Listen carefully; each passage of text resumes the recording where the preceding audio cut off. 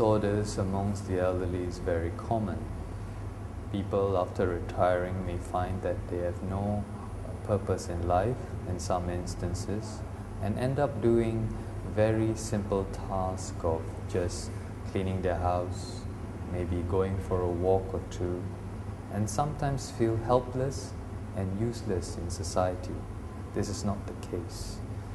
Some of these symptoms may be mild depression, and depressive illness in the Asian community may be frowned upon, and there's a social stigma associated with mental illness.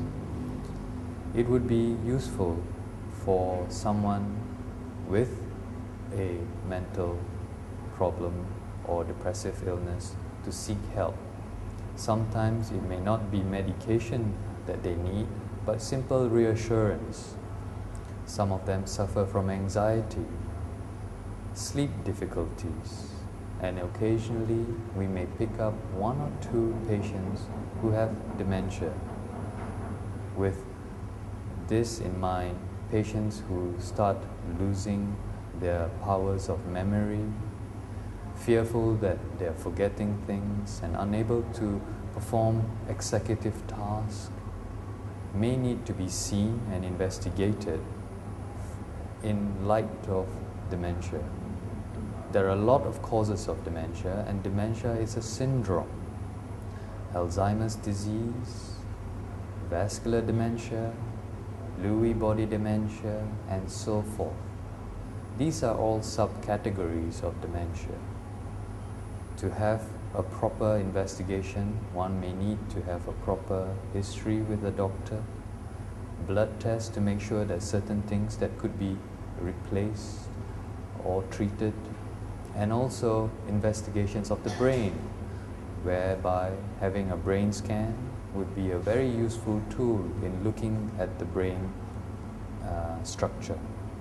Treatment of dementia comes in a role of reassurance to the patient and also with medication.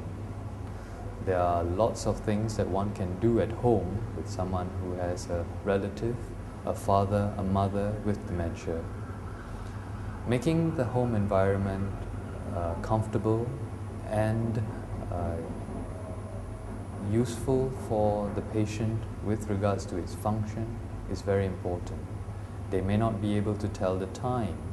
They may not be able to dress themselves. They may not be able to go to toilet appropriately, and therefore one may need help and certain tools at home to help them with this. People with dementia have problem telling time. Sometimes it's very useful to have a digital clock. The normal clock or the conventional clock at times can be very difficult for a patient with dementia to read because they may have spatial orientation problems, meaning that the time for them may not be going clockwise as we know it. And also reading the time on the clock with the hands may be very confusing.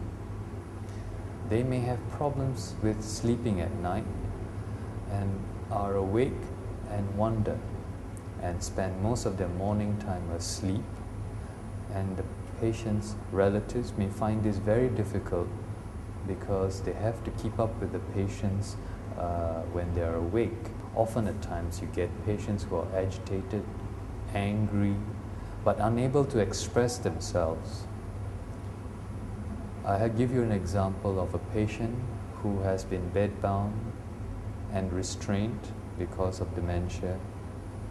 And the picture that we're painting there would be a patient who has now lost all dignity, bound to a bed, and only fed when necessary. They've lost total control of their bowel and are predominantly wearing nappy throughout the day. The risk factors of this patient dying is very high due to simple things of immobility, dehydration, and also the use of restraints. The patient may not be able to call out or to wander off, and may even have a fall trying to get out of bed.